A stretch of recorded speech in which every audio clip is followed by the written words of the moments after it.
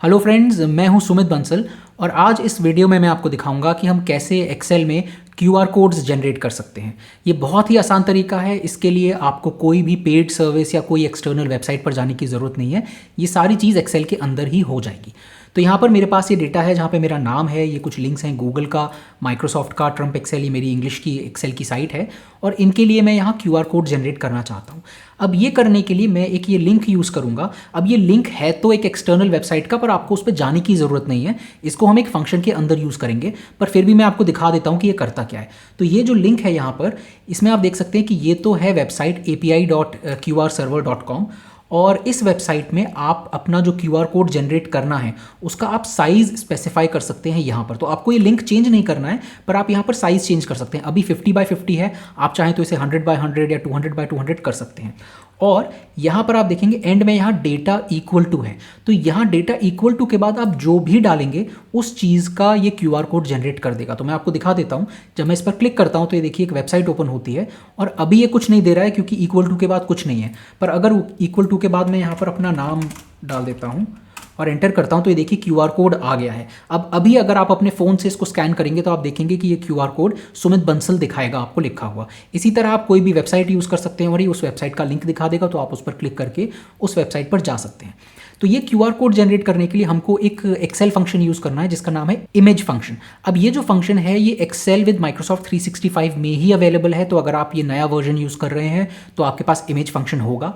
अगर आप पुराना वर्जन यूज़ कर रहे हैं और आप ये करना चाहते हैं तो या तो आप गूगल शीट्स में कर लीजिए क्योंकि उसमें इमेज फंक्शन है कई सालों से, या फिर आप एक्सेल ऑन द वेब जो एक्सेल ऑनलाइन है उसमें भी ये कर सकते हैं। तो इमेज फंक्शन में आप देखेंगे कि ये 5 आर्ग्यूमेंट्स लेता है। पहला तो होता है सोर्स, वो लिंक जहाँ पर ये जाएगा, उस लिंक में जो भी पिक्चर लोड होगी उसकी इमेज ये आपको सेल के अंदर दे देगा। तो उस लिंक के लिए मैं ये सेल सेलेक्ट कर लूँगा D2, F4 दबाकर मैं इसे लॉक कर देता हूँ सो दैट कि जब मैं नीचे ड्रैग करूँगा ये फॉर्मूला तो ये चेंज ना हो।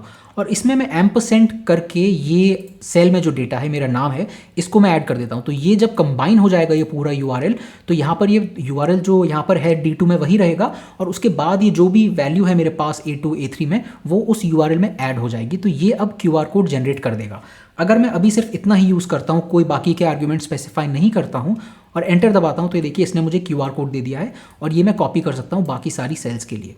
अब अगर आप ये चाहते हैं कि आप ये साइज़ चेंज करना चाहते हैं, थोड़ा और कस्टमाइजेशन करना चाहते हैं, तो एक तो आप साइज़ यहाँ चेंज कर सकते हैं URL के अंदर, दूसरा कुछ कस्टमाइजेशन आप इमेज फंक्शन के अंदर भी कर सकते हैं। तो यहाँ पर अगर मैं दोबारा आता हूँ इमेज फंक्शन में तो आप देखेंगे कि ये 4 और आर्ग्यूमेंट्स हैं जो आप यूज़ कर सकते हैं। दूसरा आर्ग्यूमेंट है ऑल्ट टेक्स्ट, जो होता है ऑल्टरनेट टेक्स्ट। ये कई बार इमेजेस में एक एडिशनल टेक्स्ट लिखा जाता है जो इमेज के बारे में बताता है, तो इसमें हमें वो नहीं चाहिए।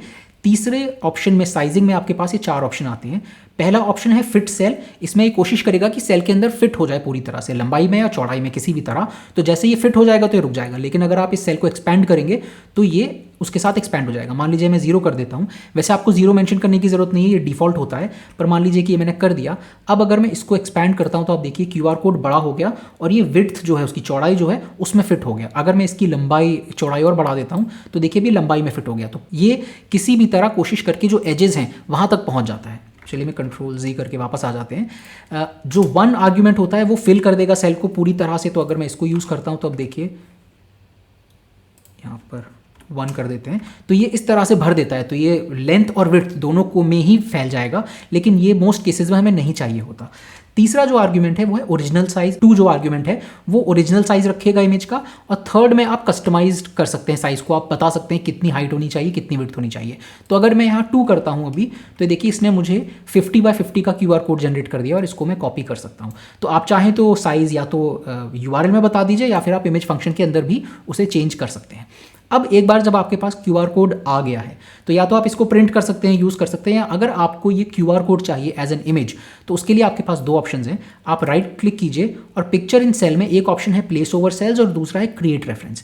जब आप प्लेस ओवर सेल्स करेंगे तो ये उस इमेज को बाहर ले आएगा सेल में से और अब ये इसको उस सेल के ऊपर रख देता है। तो आप इसको कहीं भी मूव कर सकते हैं।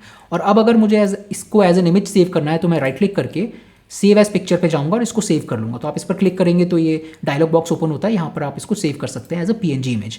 दूसरा ऑप्शन है आपके पास कि आप राइट क्लिक कीजिए, पिक्चर इन सेल में जाइए, क्रिएट रेफरेंस में, तो ये रेफरेंस क्रिएट करेगा, फिर वही सेम चीज़ करेगा, एक जो सेल के ऊपर आ जाती है ये इमेज, लेकिन आपकी जो ओरिजिनल इमेज है वो वैसी की वैसी रहेगी सेल के अंदर। तो इसमें अगर आपको ये नहीं चाहते हैं आप कि सेल के अंदर से इमेज जाए, तो आप ये ऑप्शन यूज़ कीजिए। उसके बाद ये जो इमेज है ये रेफर करती है आपकी जो सेल के अंदर इमेज है उसको, तो यहाँ पर आप राइट क्लिक करके इसको भी सेव एज पिक्चर कर सकते हैं और जब आपका हो जाएगा तो आप इसे डिलीट कर सकते हैं। तो ये दो तरीके हैं जिससे आप QR कोड को बड़ी आसानी से सेव भी कर सकते हैं। तो जैसा आपने देखा, इमेज फंक्शन यूज़ करके आप बहुत ही आसानी से बल्क में जितने भी चाहें उतने QR कोड्स बना सकते हैं। इस वीडियो में इतना ही। उम्मीद है आपको ये पसंद आया होगा। अगर आपको ये वीडियोस अच्छे लग रहे हैं तो प्लीज़ इस चैनल को सब्सक्राइब कीजिए और इस वीडियो को लाइक कीजिए। मैं बहुत सारे ऐसे एक्सेल के वीडियोस बनाता रहता हूं, तो जब भी मैं अगला वीडियो बनाऊंगा तो आपके पास नोटिफिकेशन आ जाएगा। मिलते हैं अगले वीडियो में।